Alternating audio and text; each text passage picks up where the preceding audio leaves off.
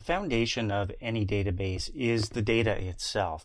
Data is stored in tables, so you can't have a database in Microsoft Access without having at least one table. We've already gone through the design process and figured out what tables we're going to need and what fields we're going to need in each of those tables. So now it's time to get in, create our database, and create our first table. Now, the very first time you launch Microsoft Access, you get the Getting Started screen that we talked about earlier. And you can see I can create a blank database right from this icon here. Now, another option, if you're not looking at the Getting Started screen right now, is to go up to the Office button and click New. And that'll accomplish the exact same thing. You'll create a new blank database from scratch. And as you create your first database, the first table in that database is automatically started for you as well.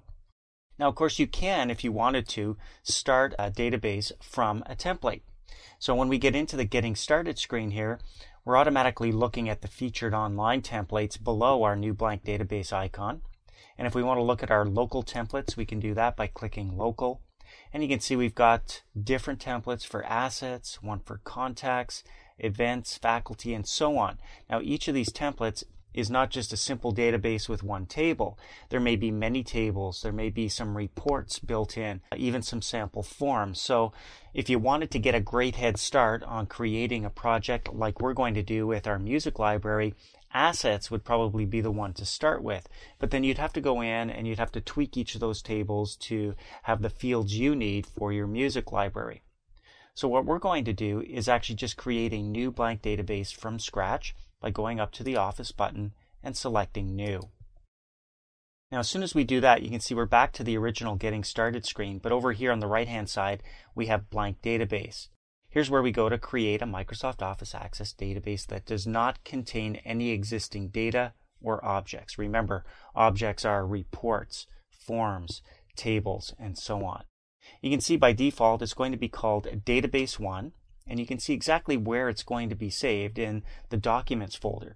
So that's my default. Of course, if I want to change the location, I could by clicking the little folder icon over here and browsing to a location where I want to save this new database. I'm going to click Cancel and just leave it as my Documents folder here. The name I'm going to change from Database 1 to something more meaningful. So I'm going to highlight Database 1 and I'm going to type in Music Library, like so. Now when I click Create, I'm going to create my first database. You can see all there is one table in here that's started.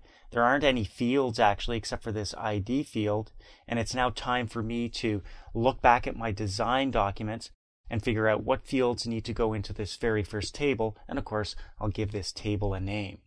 That's what we're going to do next.